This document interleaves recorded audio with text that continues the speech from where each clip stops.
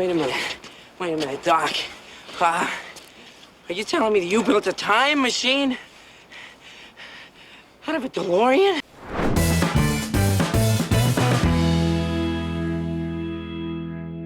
Great Scott! Back to the Future time. I don't know if that was good. Was that good? It was good. It was okay. It wasn't bad. You've just got to commit, haven't you? You just got to go for it. You have to. Just got to go for it. This has been a really fun week for me. I've really enjoyed this. Well, there was a little bit of a wobble. Oh. And we'll discuss that when we get into it. Yeah. But on the whole, I have 100% really enjoyed this. Mm-hmm. So it's the 35th anniversary of Back to the Future this week, is that correct? It is, yeah, so that's right. 1985 that came out. And we're going to cover the trilogy today, I believe. Well, I hope so, because I planned for it. And that's going to include a massive quiz. We're going to cover all 3 films. And then we're going to talk about Back to the Future, Part 1, Part 2, Part 3, the plot, characters and performances, special effects, and pop culture legacy. Just part of daily life, isn't it? Everybody knows Back to the Future. Yeah. I don't think there's anybody who doesn't know at least something about it, or some of the dialogue. It's just become part of it's rippled through culture, hasn't it? Yeah, it's reverberated in all sorts of areas, and they were very clever actually with how they did that and integrated themselves. But yeah, lots to talk about. I should say we're actually recording this episode in the year 2045, so it should be superior audio quality. Yeah, we're going to start it all off with a quiz. We are. And we've not done a quiz for a while, so I'm very pleased to cue the quiz music.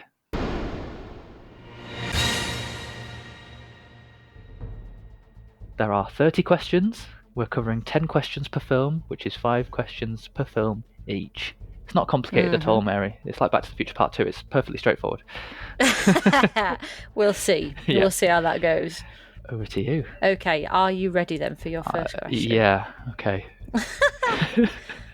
Okay, your first question is, name Marty's siblings. Oh my god. I think the guy's called Evan or something. He's got an E name. And his sister's called... I don't know. I'm going to make it up. Julie. Evan and Julie. Is that not right? Is that your final answer? Yeah. Okay, that is not correct, I'm afraid. Marty's siblings are called Dave and Linda. Oh, to be honest, they're not in it very much, so I don't feel too bad for not remembering that. Okay. Your first question. What is the name of Marty McFly's band? Oh, Christ. Briefly mentioned once. Oh, Christ. I've made things very hard, by the way. I didn't mean to. That is extremely hard. We are the... Yeah. No, not a clue. I'm afraid they are called the Pinheads. Oh, God. Oh, well, I would never have got that. I'm sorry. Not a chance. Sorry. We're doing okay. Right. Number 2. Who does the musician call on the phone while Marty plays? Okay, you must be some kind of music producer. It's not Simon Cowell. It's like Simon Cowell. If it's like some kind of like Motown Records person, or I can't recall. Pass. It's Chuck Berry. Oh, okay. The musician. It's going well. All of Doc Brown's clocks are synchronized, but specifically, why was he so impressed about it? Oh, Jesus. That's just ridiculous. Do you know what? People are going to think that we don't know anything about Back to the Future, but I actually really do. Well... No. Go on, no. You're going to have to tell me. Yeah, they were all synchronised to the same time, but he was really excited because he'd managed to get them all 25 minutes slow. For no apparent reason, which is how Marty was late for school. Yeah. Well, I was going to say something about him being late for school, but I wouldn't have got because of that. No. Right. What does Marty play to George to make him ask Lorraine to the dance? And who does he say he is? Oh, they watch a film. Oh, I'm getting this mixed up with the Green Mile. Mile. This mixed up. Yes, it's not a film. Mixed up. Oh God, yeah, it's like we never watch these films. Play to him. I think he's got a guitar, but I don't know why he would sing to him. He doesn't sing to him. I'm gonna have to pass. I actually don't know. Such a shame. He plays the cassette Van Halen while he's sleeping and tells him he's Darth Vader from the planet Vulcan. Oh, that bit. Yeah, that no, bit. I wouldn't have. No, no, Okay, go on then, hit me. I can't. You're too far away. According to the campaign slogans of both Goldie Wilson in 1985 and Red Thomas in 1955, what is their middle name? Oh, Jesus. These are really hard. I'm sorry. To be fair, yours are quite hard too. Yeah. We've not got anything right.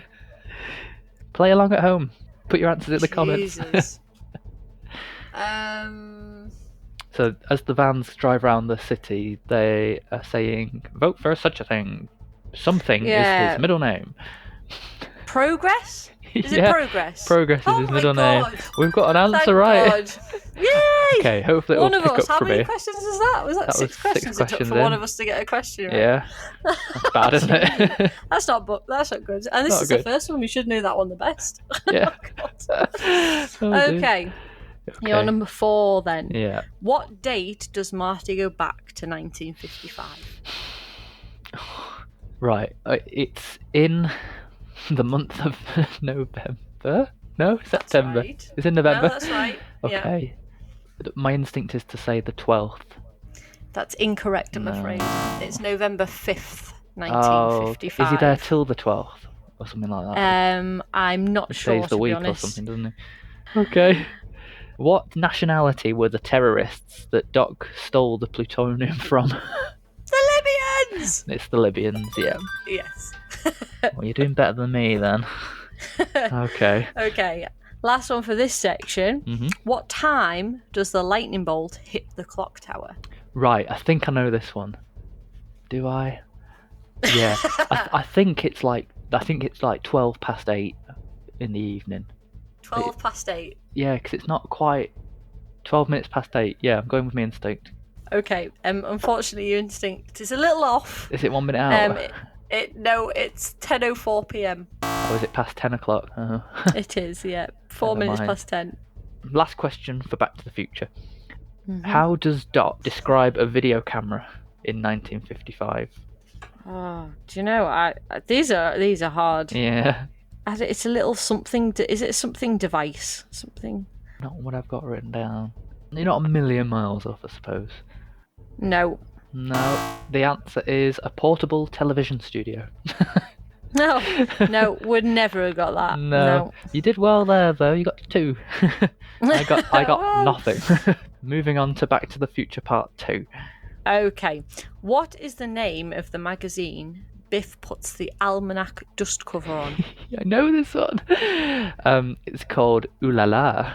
That's correct. Yay. Well done. I got one right. Okay.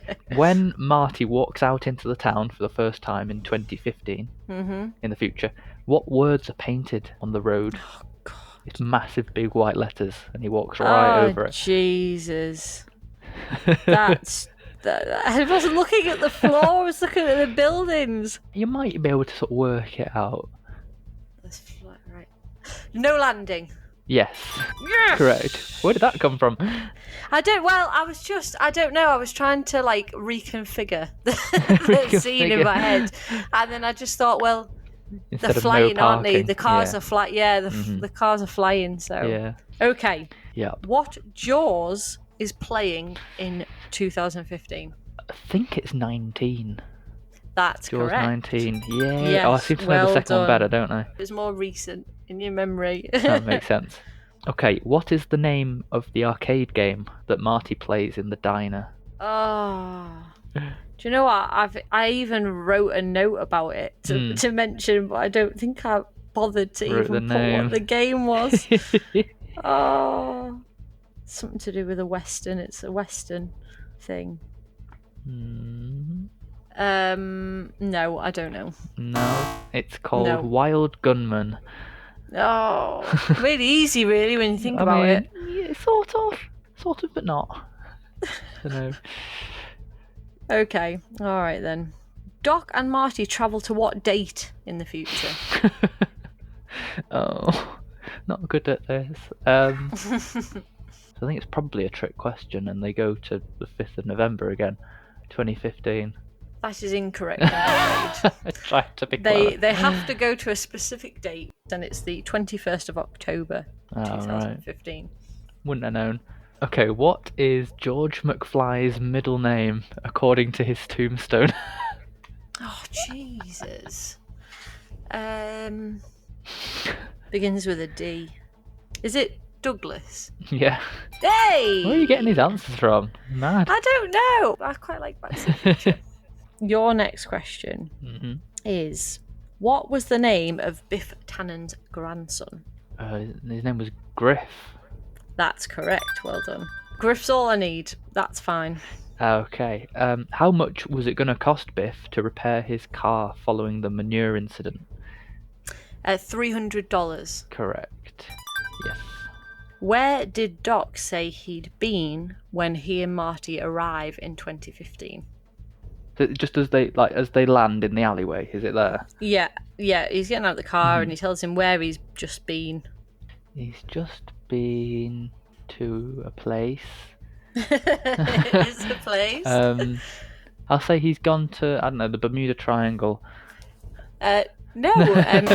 He rips off his face and he tells him he's been to a rejuvenation clinic. Oh, I see. Yeah, rings a bell now. Okay. Last one for you. Mm-hmm. What film does Biff watch in his jacuzzi? Is it Fistful of Dollars? That's correct. Well done. Okay, so last film then. the last film. This is the most recent one you've watched, so hopefully we'll both do okay. Yeah. I only watched this last night, so I'm hoping I'll do all right. Oh, right, okay. What has Doc built in his barn when Marty gets to 1885? Marty calls it a fridge, but it's an ice machine. Yeah, a refrigerator, yeah. Yeah. I'll give you that. Cool. Okay. What is the name of the children's TV show that wakes Doc up at the beginning of the Howdy film? Doody. Correct. Okay, what happens to the whiskey when it's poured in the bar? I seem to remember it sort of smokes a bit, I think. It sort of... That's steam's correct. coming out of it. Yeah. Yeah, that's Cool. correct. Woohoo! Okay, Doc Brown's dog in 1985 is called Einstein, but what is the name of his dog in 1955? Copernicus. Yes, that's right. Something like that. It is. That is correct. What date is Doc supposed to die Oh, for God's in sake. the past? Oh, I'm not good with dates. I'm going to bear this in mind for future. Oh, I can maybe work it out though, because I know when he sent... do I? He sent the letter sometime in September.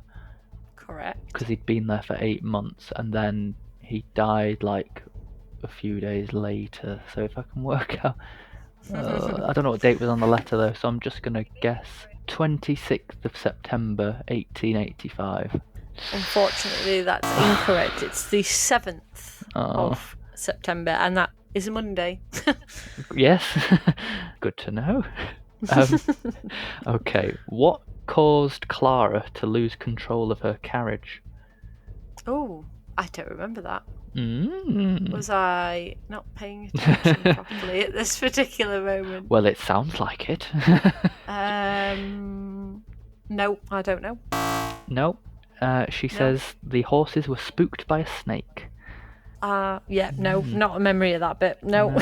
She definitely says it, I promise. Just making it up now. Where did the bartender tell Marty to go if he wanted ice water? Yeah, because he says it and they all laugh. Alaska? I don't know. No, the horse trough. Oh, nah, wouldn't have got it. Nope. Okay, what number is the train that passes through Hill Valley? Oh, Jesus. It's written on the front and the sides. For some reason, I've got 361 in my head. I'm just going to go with that. Well done. No, it's wrong. It's 1, 3. I was going to be really, really impressed then. No, it's 131. 131. Okay. And your last question is, what are the 3 names of the ravine? Right, okay, I think I can maybe... Oh, I don't know what it was to begin with. I'm going to do it in reverse order. It ends That's as fine. Eastwood Ravine.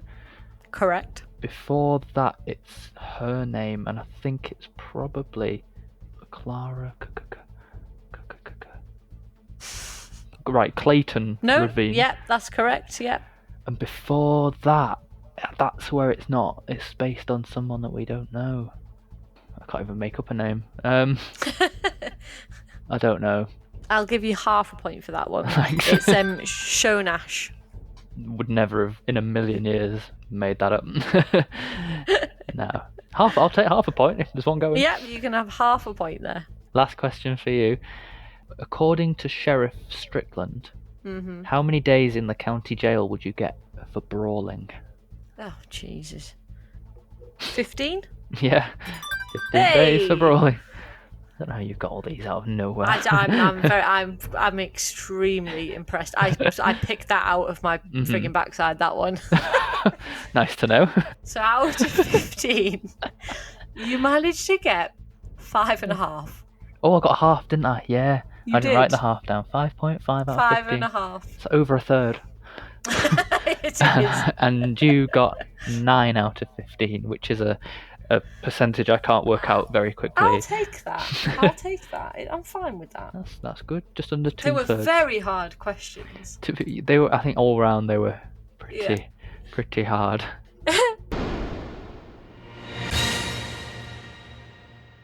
So we're starting with Back to the Future, obviously, the original. This is the film, isn't it? And you could probably watch this as a standalone. You don't have to watch the sequels. Yeah. Which I think probably a lot of people do. Just watch the first one. It's not the one I remember the most, if I'm being honest. Really? And a lot of it I didn't remember, but again, I only watched it once, and quite a long time ago now.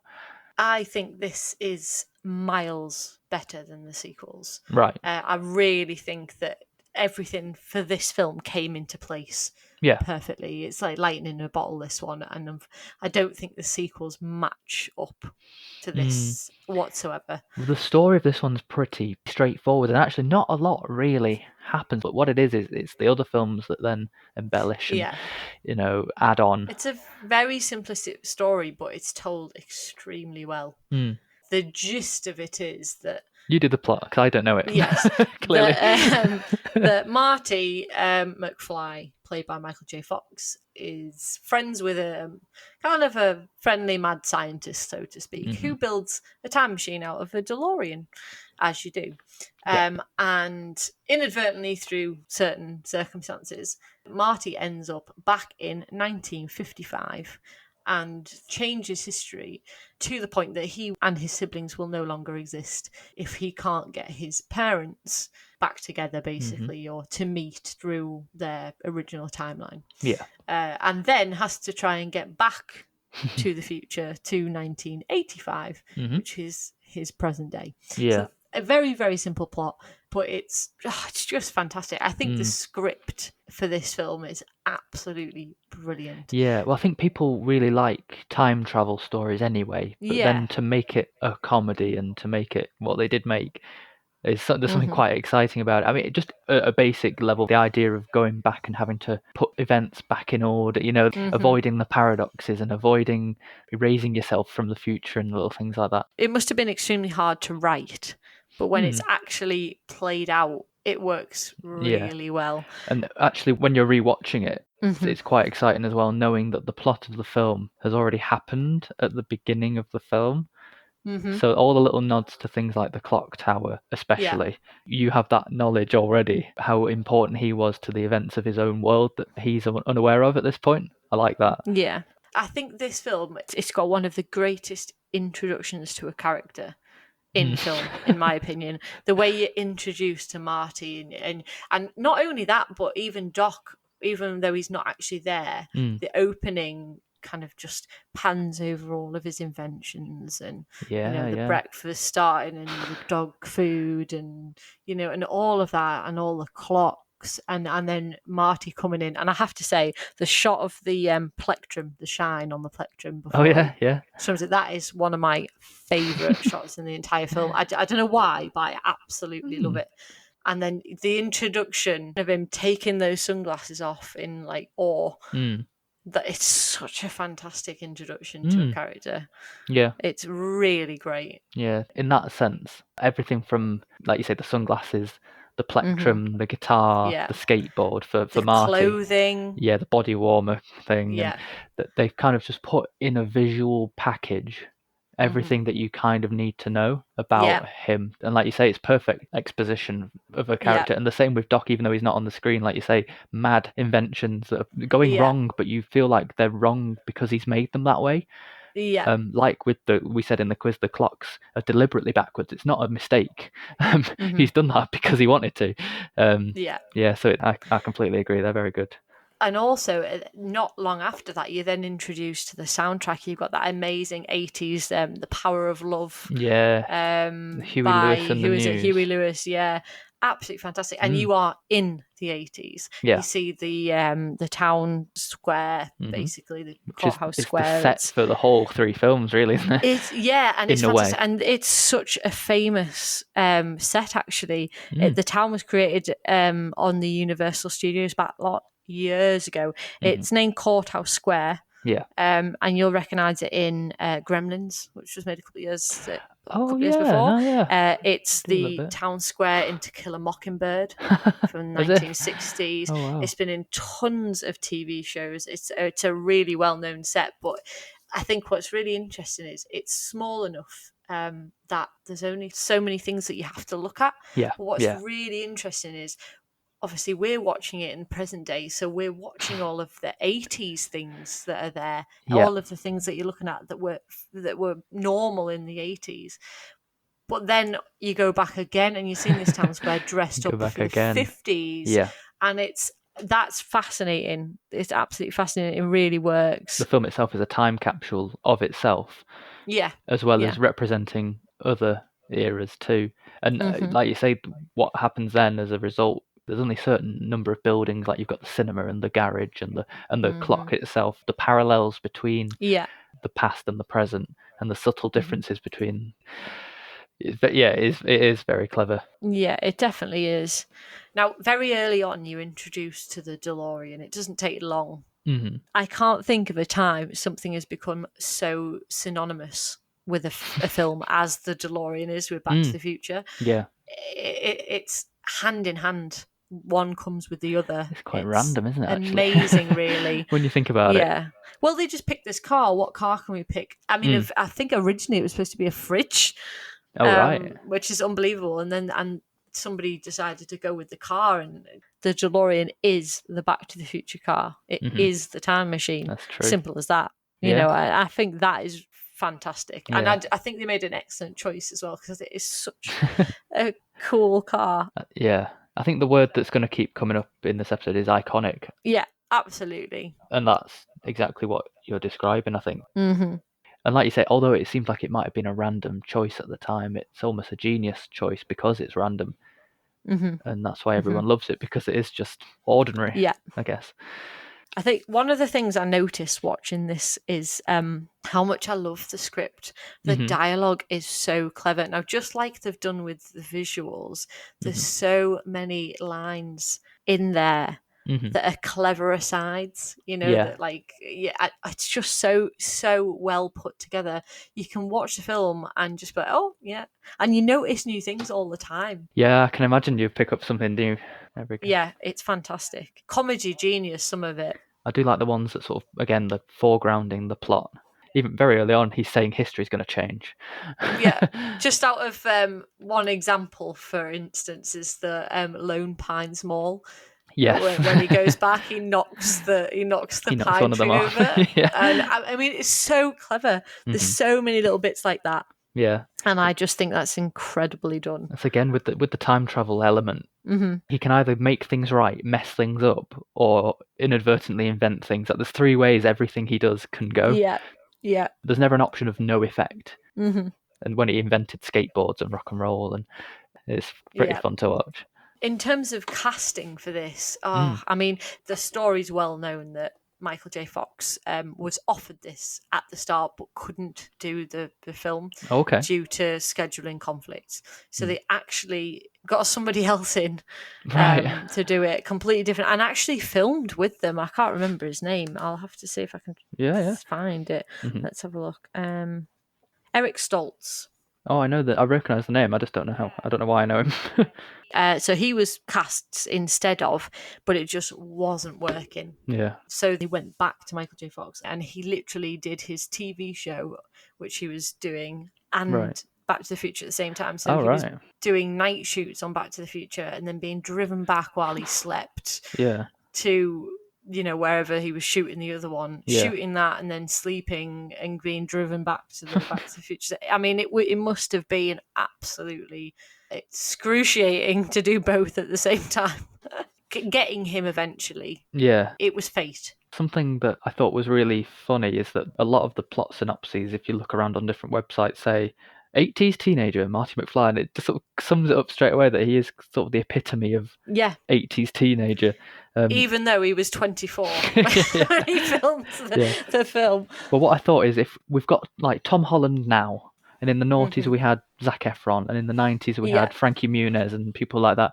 In the 80s it was Michael J. Fox. Oh yeah, absolutely. They all sort of ooze this coolness and dorkiness at the same time, and there's something about that.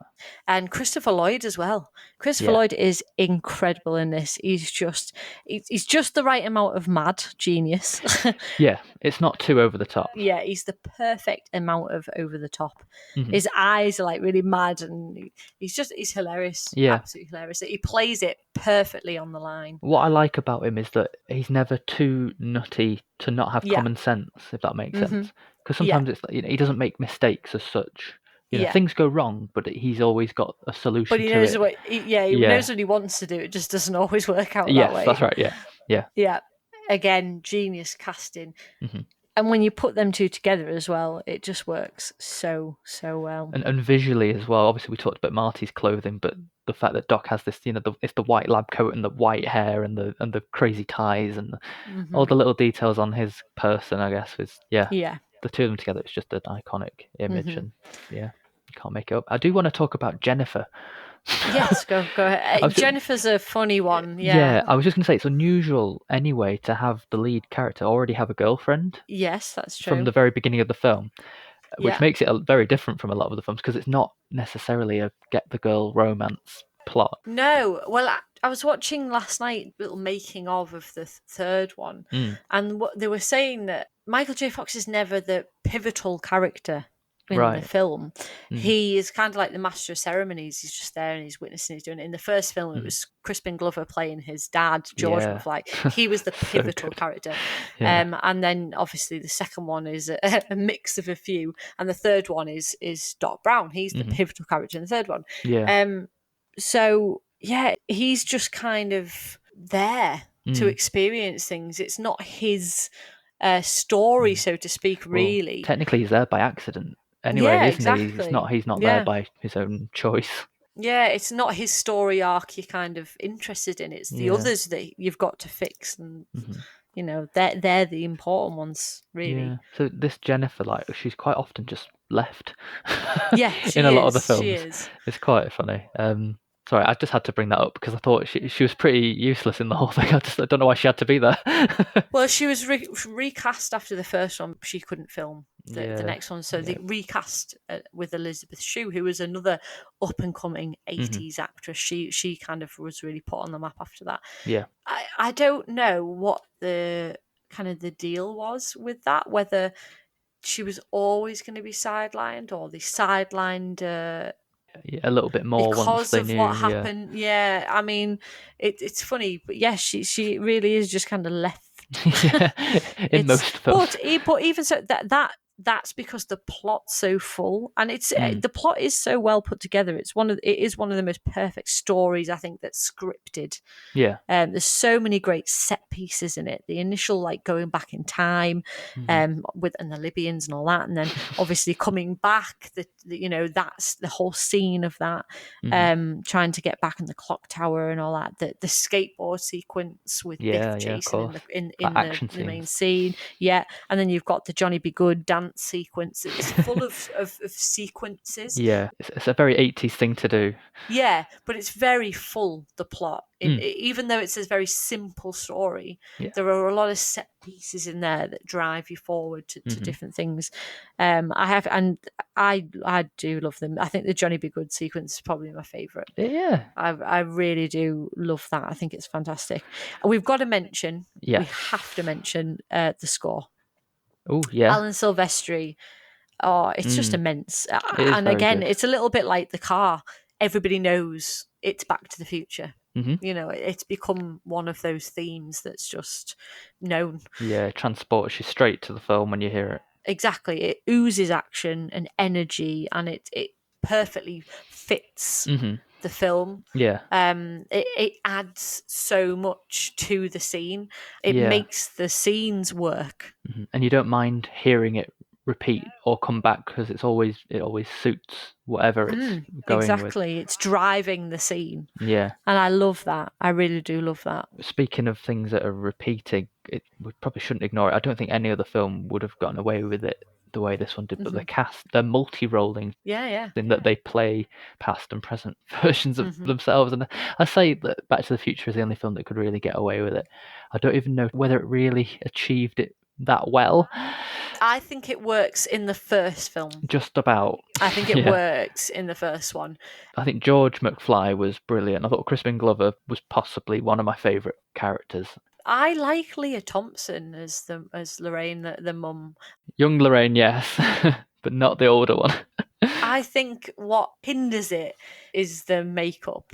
Yeah. And I think it was supposed to look that way. Yeah, sort of deliberately a bit bad. Yeah, I think personally it was the style they were going for because they follow that through with the rest. Yeah, they absolutely do. So I think it was done deliberately. But it doesn't quite help. Yeah, I was thinking that maybe people who had grown up with the film from a much younger age than I had maybe wouldn't care so much about it because you just take it, don't you? It's part of the film. Yeah, you do. Well, yeah. But I've got to say, some of them were a bit distracting. Like the older version of Lorraine, she just looked hideous. She didn't quite look like a real person. Her life hadn't turned out very well, and I think that was a deliberate choice to make the makeup like that, to show that, you know, especially at the beginning before the timeline changes, that, you know, she's a drinker and she's kind of put out by what her life became. It's a good point, to be honest. Yeah, I think if I were to watch it again, I probably would pick up on more of that, because she was like drinking in the car and stuff, wasn't she? Yeah. And he tells her to stop. The other one is Biff, played by Thomas F. Wilson. Oh, he is fantastic. He hams it up, but just the right amount of hamminess. But yeah, I think the makeup was one of the things that stopped me from not giving it more than 4 stars on Letterboxd. I think that's, again, like you just said, though, if you'd have watched it from a younger age, if it was something that you'd were just familiar with, it probably wouldn't have been as jarring to you. You can forgive certain things, can't you? Like for me, it just doesn't bother me whatsoever. I don't think anything of it. Yeah. So going on from that, then the special effects in the first absolutely. one. I think they're the most successful of the effects that are used. It's more impressive because it was earlier. That's fair to say, I think. And I think there was more of the effects in this film compared to the other ones. You either accept special effects or you don't. Yeah. Basically, and there's only one bit really that's a little bit of a wobble for me, and that's the hand. Yeah. This is the bit where he's realising that he's being erased, isn't it? He's seeing himself vanish from chronology. Yes. Yeah. But other than that, it all works for me, the rest. It was impressive that they tried it. Yeah, it was. The other big thing is just the DeLorean, isn't it? The electricity and the fiery effect. That's iconic too. But it works. It just works. There's no question in it. It fits the era. For me, it just works perfectly. In a way, like the Back to the Future parodies 80s films whilst 80s films were still happening. I don't know how else to say that. They knowingly were winking at themselves. Yeah, its own legacy helps in that respect, though, because we bring that to it now. Yeah, that's true. So it becomes all the more parodied. Absolutely. You talk about legacy there, and that fire effect. You see it on the posters now. Oh yeah. One thing that could be said about the film is the way that the posters are identical, but just with different changes, just like how the town is identical with different changes. And that's become a bit of an institution in itself, that trio of posters. I quite like that aspect. And you combine that with everything we've said so far, actually, the costumes, the skateboarding and guitar, that kind of iconography. Yeah. It's like DeLorean, we said, it's the music. lightning in a bottle. Yeah. And just as an example, the big climax action scene when he's going back, the clock tower scene. Yeah. Everything about it fits. Everything. You've got the car and the wire and the clock and the score, and the editing is phenomenal because you're going from one to the next to the next. And the set, the characters, the acting, it's all perfectly fit together. Yeah. And that's what I really want to stress, that this film specifically does that. I don't think the others do. Not all of them, and we will discuss that. I think what's really interesting is that it's a film made to be in multiple parts. It wasn't a mistake that they had a sequel. Yes, I never knew that as a kid. I always thought it was the film and then they decided. Yeah. But it's very odd. It was designed as a 3-part film. Yeah. That last scene, it says it will continue with Back to the Future 2. At the beginning of each subsequent film and at the end of each one, you do, like you say, you do get that next time on kind of section or previously on. And again, it's making those little nods back to like the TV serials and things like that. Yeah. Which I guess is a good segue to Back to the Future Part 2, because it starts with a recap.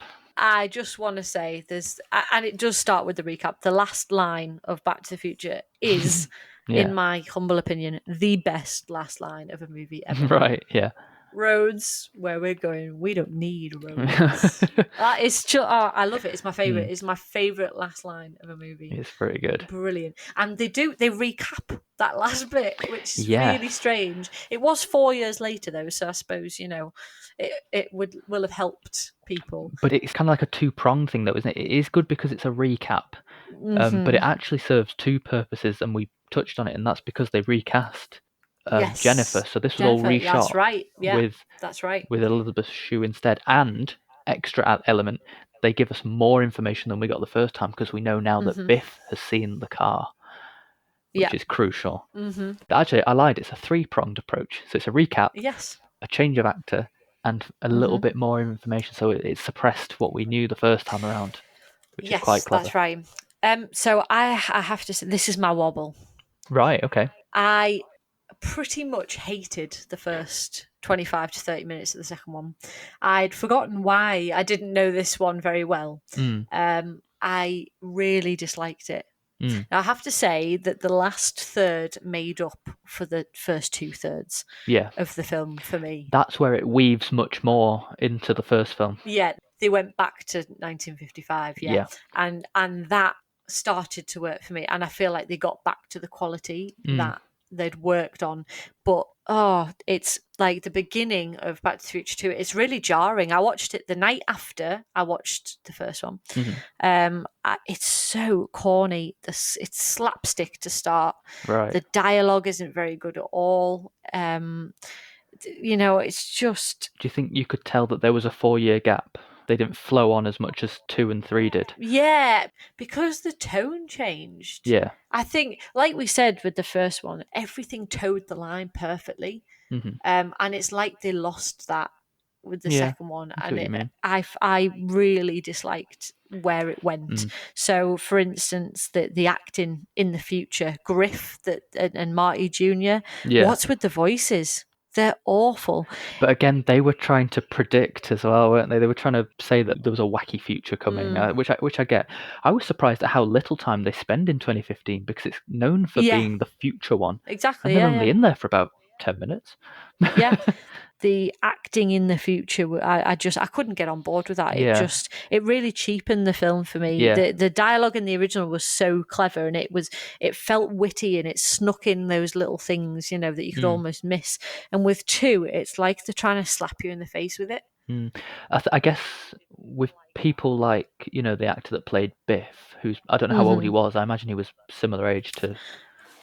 I would imagine he was probably in his 20s, I would think. Getting him to play a grandfather, it's always going to come across like that, and that's where for me the multi-rolling that bit was fine. That bit was fine for me. It was Griff I had the problem with. Right. That was the big. I didn't get the screaming. I didn't like Marty Jr. with that stupid voice. I didn't like the fact that Michael J. Fox played all the characters. He played his daughter. I disagree with. Yeah, it didn't look right.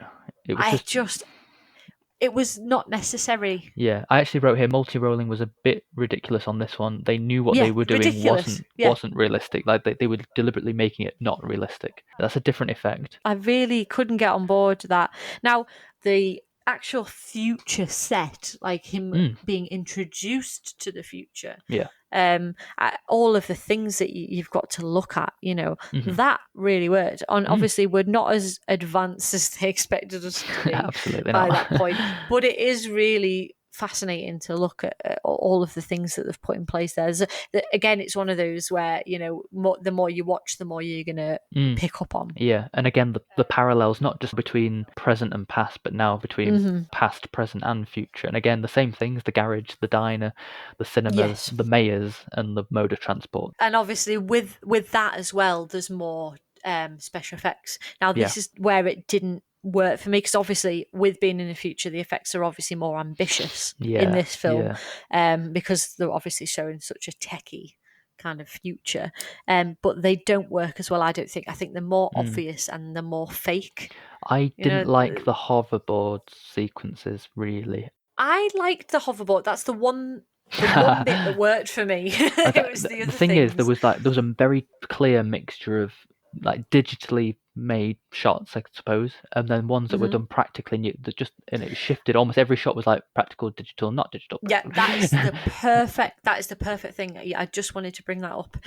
I love the fact that they went for so many practical effects. Yeah, those are the bits that worked. They always work in movies because they've tried to practically do it. It's the same with the likes of Christopher Nolan, who we'll be talking about very soon. Yeah. When you actually practically do an effect, yeah, you are putting the work in. You are putting the effort in. And I'm not saying it does not take a lot of effort to make a special effect. It obviously does. Yeah. You are actually practically doing it. You are trying to pull it off right there and then. Yeah. And that's more impressive. So the likes of the skateboard scene in the first film and the hoverboard in the sequel, they feel better because they are practically done. And it's the same with that scene at the end in the tunnel with the hoverboard. It works. Yeah, actually that's okay, that bit. Yeah, they've actually done that. And that kind of leads on to one of the things I wanted to say, that the sequel, it works and it doesn't work. There are certain beats that are exactly repeated from the original. There are, yeah. So the hoverboard to an extent works, but I don't think they needed quite as much to follow it beat for beat for beat. Yeah, it is mirroring exactly the same sequences, isn't it? It was when it went off the beats that I preferred it. It became its own thing, and that's why I think I preferred the last third of the movie. It's an interesting film, really, because it's hard for it to stand on its own 2 feet when it is so interwoven with the first one. Yeah, but it's weird though that those are the bits that work. Yeah, because I think that comes back to the first film being so good. Yeah, absolutely. Just a hypothetical question. This one introduced the idea of if you were in the future and you found a magazine that told you all the sports scores, would you take it? And would you use it?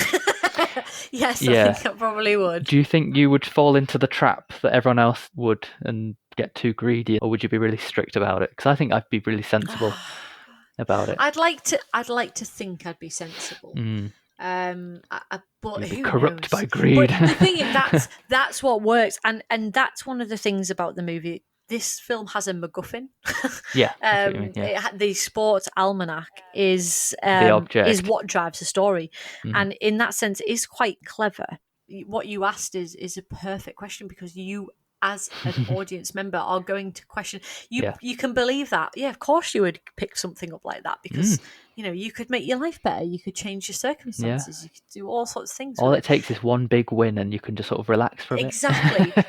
and that works. Yeah, that's believable. Probably most people would do exactly the same. Yeah, absolutely. And you mentioned earlier the fact that this film obviously knows that it's going to have a sequel, that they knew they were going to have a trilogy. This film, I noticed, unlike the first one, they are setting you up for the sequel as well. There's the video game, obviously. Yeah, the first one I got was the arcade game, Wild Gunman. He also mentions visiting the Old West.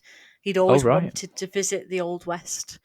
And then obviously we know that he will. Yes, that's right.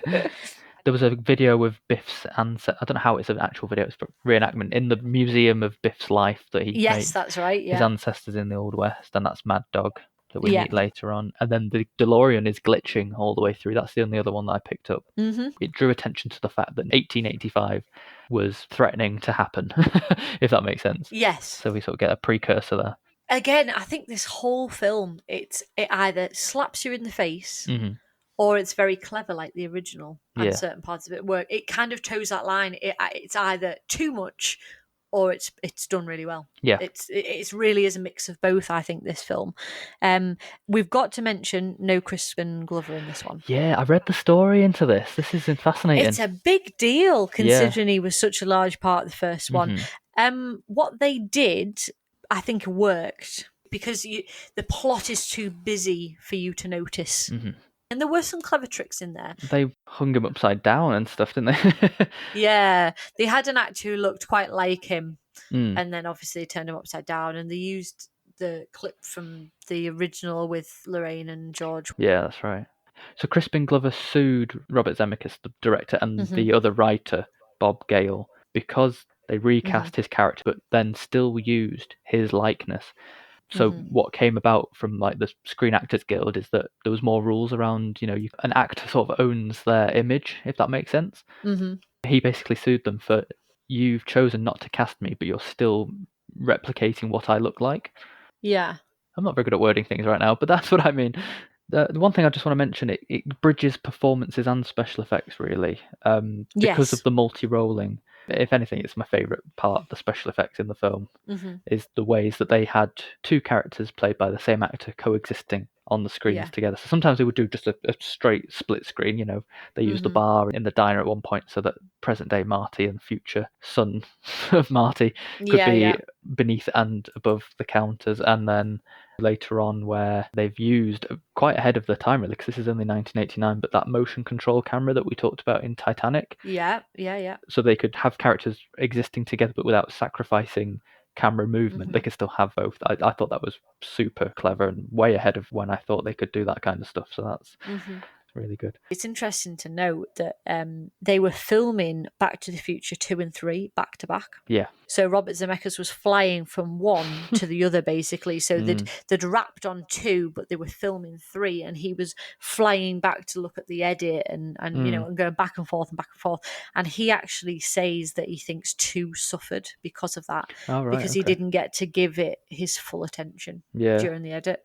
And I absolutely agree with that. I can see it. Yeah. I personally think the second film is the weakest in the trilogy.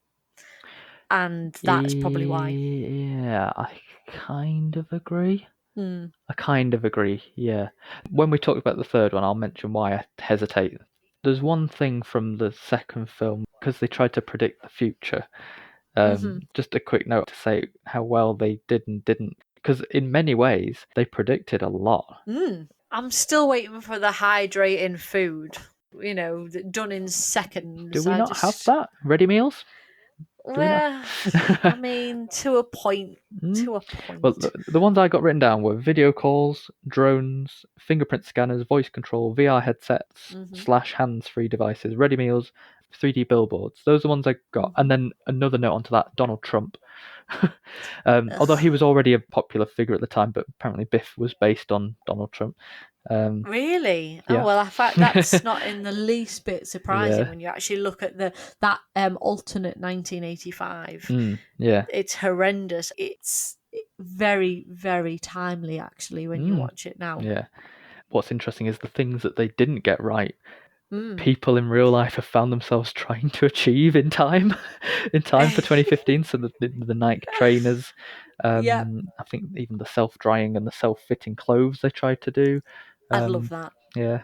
I really would love that. The hoverboard is becoming a thing. Yeah, the hoverboard's the other one. They are definitely working on that. Yeah, so it's just interesting that real life was trying to catch up. They didn't want to disappoint. They brought out the Nike shoe, didn't they? Yeah, around they did. about Yeah. 2015. But it is very clever. It's very clever. Any film that looks into the future, you're never going to get it right. But yeah, I think what was interesting about this one is that 1985 and 2015, you knew that there was going to be a significant change in technology. Yeah. And more interesting to the point that I don't think it would be as interesting as saying 30 years from now. Mm-hmm. Yeah, we had the big technological leap. But then that leads into the third one. Yeah. Then you take all of that away. Yeah. You're back to pretty much nothing, and that reflects on the plot and how are you going to get the time machine to work, because nothing that you would use to make it run or use it in any way or fix it exists, because you're in 1885. So it's very clever the way that the three films are done. Yeah, it's a completely different tone, the last one. Yeah. I liked that. To be honest, I liked the third one more than What it is, technically, I would say that the third film is one of the tidiest plot-wise of the three.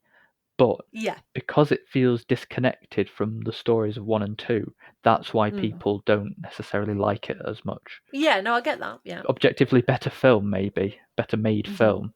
But not a Back to the Future film, so that's why it's got a bit of stick. Yeah, I think the third one, obviously by that point, you love these characters. You know, you've got there's such a camaraderie between Doc and Marty. It just was perfectly cast, and it never gets old. So by the third one, you know, you're really invested in that, and you know the other characters. So you get that comic feeling when you see you know, this mad dog Biff Tannen. You know, you're getting to see this different version of it. I think Leah Thompson was very underused in this one. I'm not sure why. It's unusual, isn't it? Because it was the only time where she wasn't playing a version of Lorraine anymore. She was just, they added her in because they felt like, well, we need to have you. You're part of the family, I guess. Yeah, it was disappointing because she was such a big part of the Back to the Future films, and I think she was just not used well in this one. She just kind of popped up here and there. I loved the introduction of Mary Steenburgen as Clara. I think she was one of the best characters. Yeah, she was. And it was, like I said before, Marty's just kind of there. This is Doc Brown's story. I really liked that.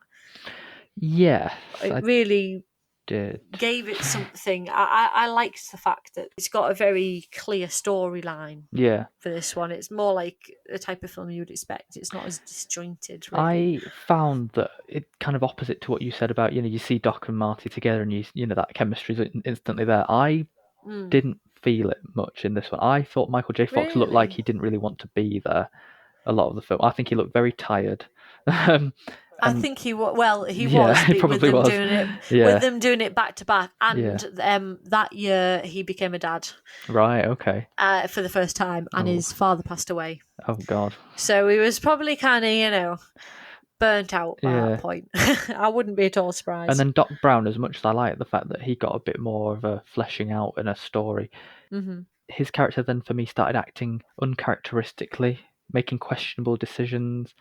You know, all the love at first sight stuff and the whiskey and the, you know, all these extra bits, to me, it was almost like the characters were changing and they went in different directions. And I guess that's part of the story, but again, for me, didn't feel like a Back to the Future film. So they gave him a story arc, but you didn't particularly like his arc? Not that I didn't like the story of it, just that up until now, these were just archetypes. You know what I mean? We had 80s teenager and mad professor, and all of a sudden giving them so much more. They're fleshing them out. Yeah. And making them do things that up until now they wouldn't have done. And I get it, characters change, and that's realistic. But it did feel to me that, you know, Marty was struggling to get Doc on his side a lot of this film. Yeah, that's true. So that to me, from a character perspective and a plot perspective, I found again this one had a lot of those comical aspects, the Irish accents, which, to be honest, I just really don't think was necessary. No. It sticks with the tone that they were obviously going for the sequels, because I don't think the original has that tone that the sequels have. I really don't. Yeah. And I just find it very cliched and it's very corny, and I just like don't see the need for it, really. They're the parts that don't work for me. Yeah, again, I think they're paying homage to old TV serials where, the acting was bad, and which is part of their aesthetic, I guess. Like Back to the Future knowingly did it. Yeah. But again, there's a line, isn't there? There's a line where it stops I'm not being saying it's fun. it's a part of their charm, but like you say, there's a line, and too often it crosses it over into slapstick and too much, and slapping you in the face with it. I don't need that. Are you doing it for the story, or are you just doing it because you can? Yeah, exactly. Now that leads into a few like staples that they've put in there, 80s staples that are in there for laughs, obviously for laughs. The moonwalk. Yeah, Michael for Jackson instance. moonwalk, yeah. Why is that there? Yeah, it's a bit forced. It feels to me like, exactly. It's trying too hard. I didn't need that. There was also the taxi driver one and the Dirty Harry references. Yeah, well, I liked the metal plate. That worked because, like you say, that drove the story. It wasn't just there. Which you know metal what I mean? plate? Sorry. When when he gets shot by Biff at the end. Gotcha. Yeah. And that is a scene from Fistful of Dollars, where the others are just there, and I hate. It's like they're forced in, and I don't like that. What really worked for it was the set. The Western set is like proper old school backlot Hollywood, that's great to see. It was 1990. That's great to see, and they're really doing those things. Michael J. Fox had to learn to ride a horse, and he had to learn to shoot, and he had to he got dragged along behind the horses. Cool. Those things that they actually practically happened, and I again, it's when they practically do these things and it's actually there, and that's what I really like. Yeah. Again, on special effects, and the split screen tricks were still present. In this one, I've got to say, I don't know if you noticed it. One very dodgy. They actually call it a natural wipe. That's the actual technical term for this. It's when they do it in rope, and they do it in 1970. An object or a person goes right in front of the camera, enough for them to conceal it, and then they cut. And it's where Leah Thompson's character's walking, and Michael J. Fox is passing the baby to himself as Marty McFly. And it's just the most awkward cut. You can tell she walks in front of the camera and then stops. Then there's cut, and then she kind of then awkwardly walks off again.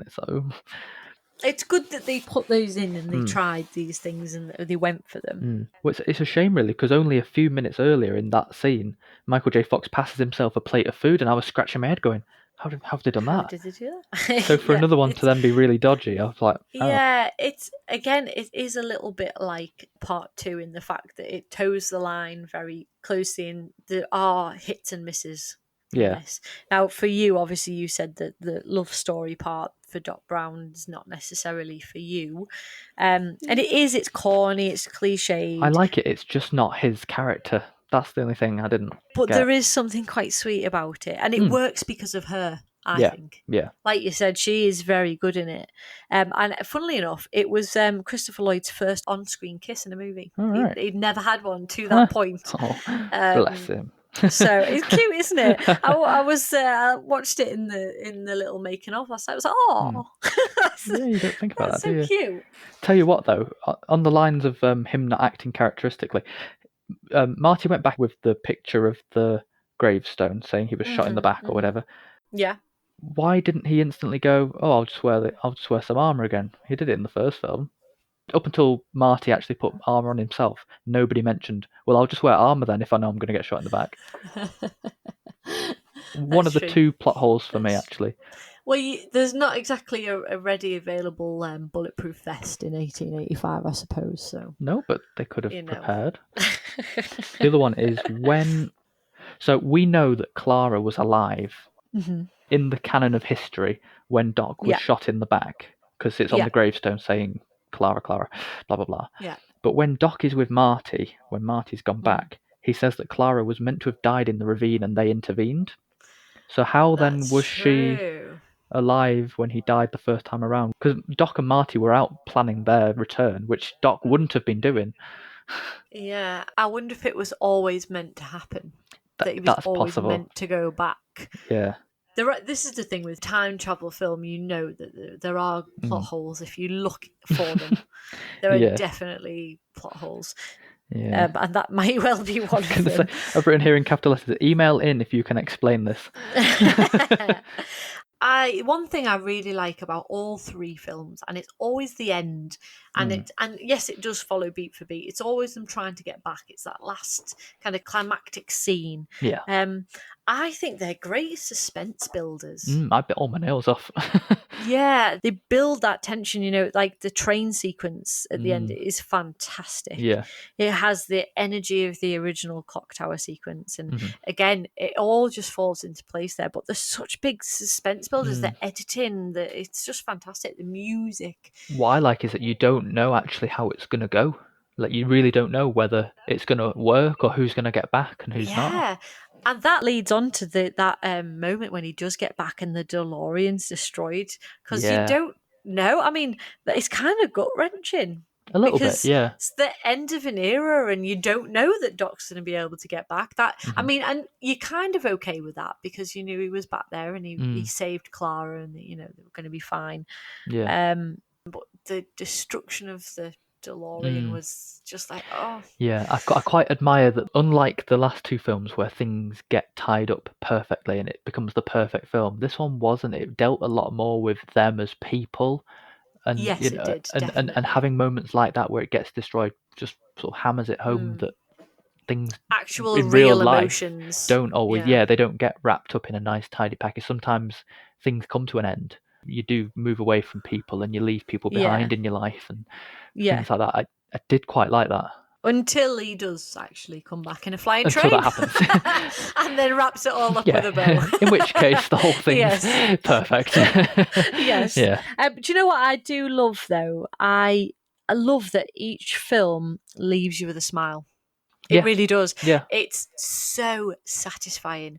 Always you just left with this kind of punch the air smile, satisfied. I would love to see this in the cinema. I really would. Hopefully for the 40th anniversary in 5 years' time, they will. I'm sure someone somewhere will be showing that. Yeah. I'll be honest. I'll be absolutely honest. Just to wrap this up, Yep. my final thought on this is, I could actually quite happily go back and watch the first one again. Yeah. It just never gets old for me. Yeah. It really doesn't. I do like it. You know me, I'm not massive on 80s. No, you're not. Not 80s films as such, but it's more just films that are just for fun. Yeah. I like to have something a little bit deeper. I still like fun films, but I think I always like a little bit more substance. Yeah. But actually, the fact that it's a time travel film and a comedy, and it's clever, and it does have ties in with the real world. Like we said, it makes you put your own time period into the mix, and it makes you put your own thoughts about, when it came to that sports almanac, and it gets you thinking about time. What would you do? Yeah, I like absolutely. that aspect. So actually, it is one of the better 80s films for me. I love everything about the first one.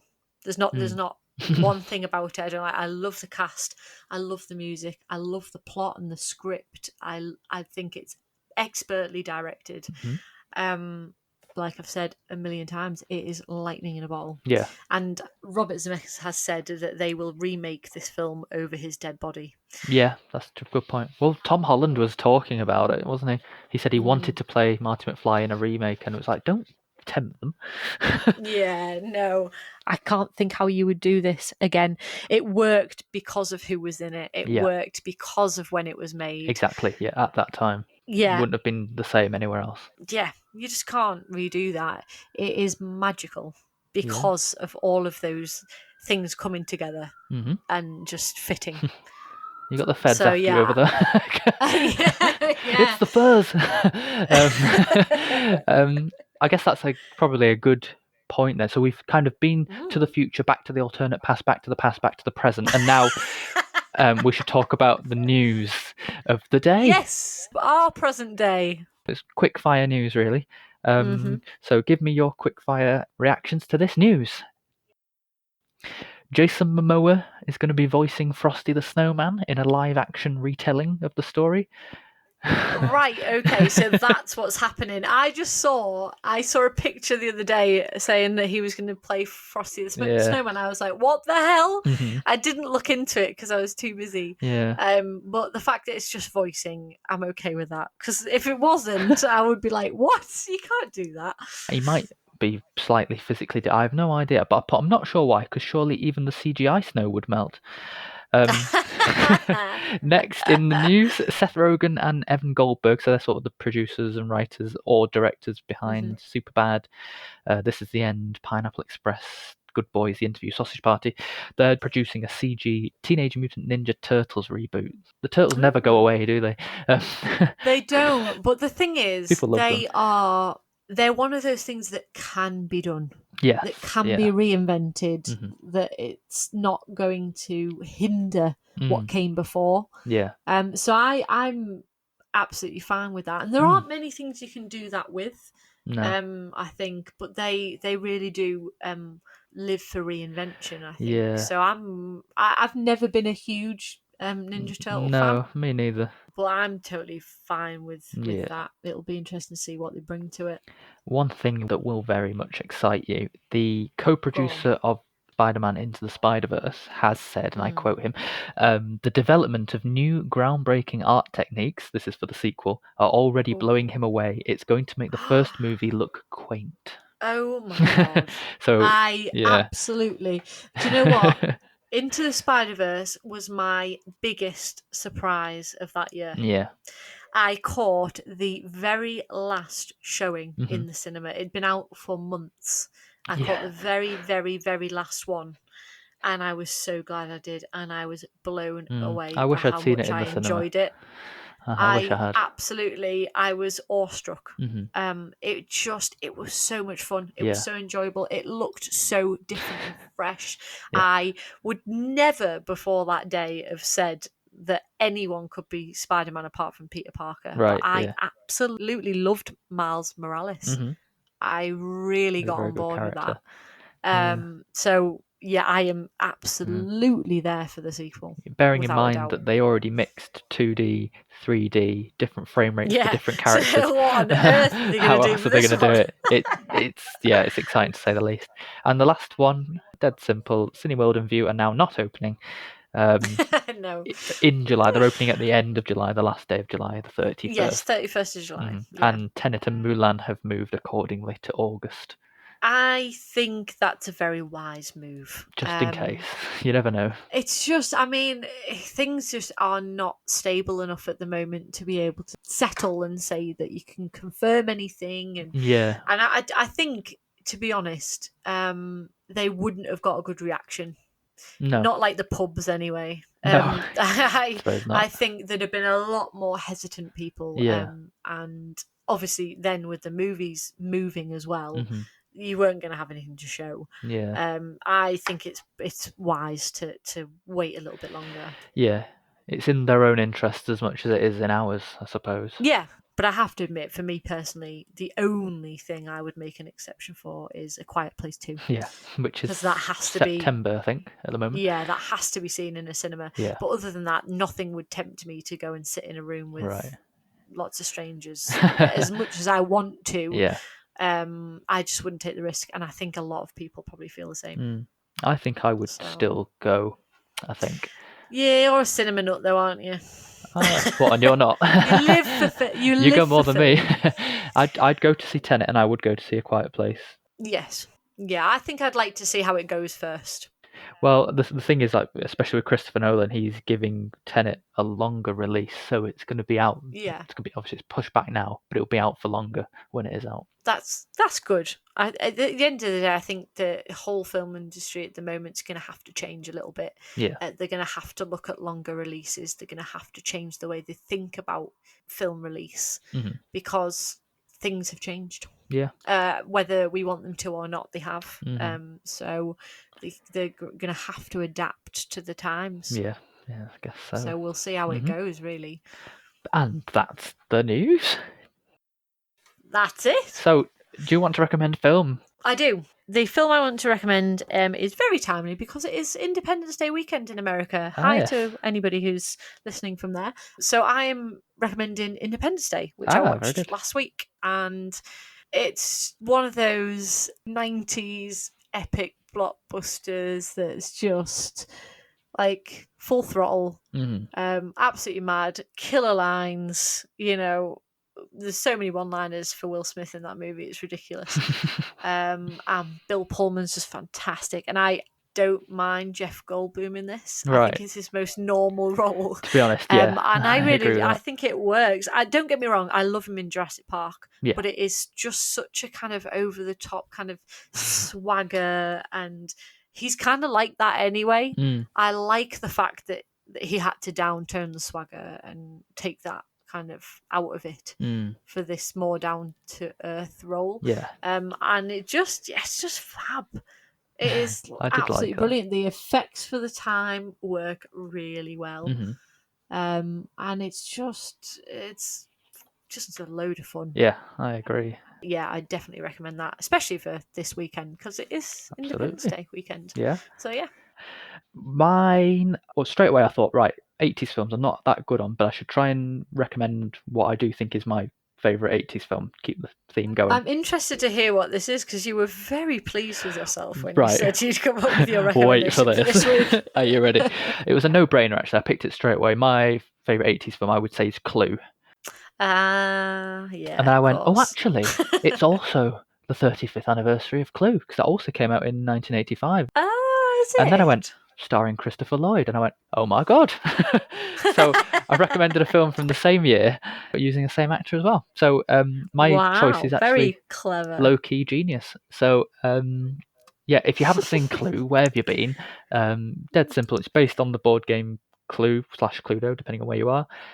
And it's weird really because you don't adapt many board games into films, and the fact that they chose to do what is a murder mystery as a comedy, it's definitely not what you would expect, but actually it's incredibly well written, and there's all sorts of different kinds of comedy in this, from slapstick and physical, the sets and the props, because it's all really set in one mansion, as well as the verbal quips and innuendos and outbursts. So potentially in that respect, I think it's one of the most quotable films ever made. Every line is a punchline. I've only seen it once, and you were the one who made me watch that. Watch it? I'd never even heard of it. Really? I had I'd never heard of it. Had no idea what it was, and I watched it with you. I definitely need to rewatch it because I haven't. To be honest, they are remaking it. They Have are you not remaking heard? it. Yeah. Ryan Reynolds is remaking it. I hope that falls through. If you're going to pick someone, I think if you're going to pick someone to work on it, Ryan Reynolds is probably a good guy to pick.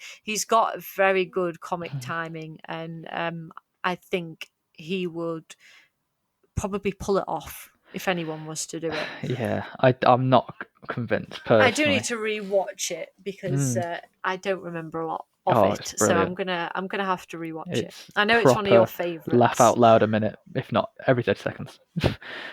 One of the best things about it really are the characters, and as you would expect, Cluedo lends itself well to colourful characters, shall we say? Yeah. Well, it's easy to spoof, isn't it? Yeah. It's easy to go over the top and ham it up because it plays well to that. That's what it lends itself to. Scarlet Mustard Green Plum, who is Christopher Lloyd, and Eileen Brennan's Mrs. Peacock, and Madeline Kahn is Mrs. White. It's got to be said, though, that Tim Curry, I think the film is absolutely made by him. And a lot of people say that Rocky Horror is his best role. I politely disagree. I think what he puts into his performance in Clue as Wadsworth the butler is nothing short of extraordinary. It is a phenomenal performance. When you watch how the film culminates at the end, if you know the film, it's the recap of events that he gives, and it's a very long extended sequence. It's actually fantastic. I highly recommend Clue. Please watch Clue again this week. Watch it with Mark, he'll love it. I will. I'll try and get Mark to watch it. It's very hard to get Mark to watch anything, but I'll do my best. I'll rewatch it. Can't guarantee he will. Fair enough. And that's it. That's it. You're going to ask me where can you find us? I absolutely was. Matt, where can they find us? Well, you can find us on our website, www.cinechat.co.uk/podcast, or on any social media site. Just search Cinechat Podcast, Cinechat Pod, or Cinechat_official, or you can email us at podcast@cinechat.co.uk. And if you can tell me why Clara was on the gravestone, that would be great, because I just didn't understand it. Next time, it was going to be the release date of Tenet. Instead, we're going to use the time still to go over Christopher Nolan's other filmography. We're going to be reviewing all 10 films. Yeah. Epic Christopher Nolan episode. Yeah. This is going to require an awful lot of work. Yes and no. Yes, absolutely it will. Yeah. So if you're a fan of, I don't know, Memento, the Dark Knight franchise, Inception, Insomnia, Interstellar, Dunkirk, The Prestige, and the other one, please tune in then. And in the meantime, I believe that is goodbye from me. And it's goodbye from me. Woohoo!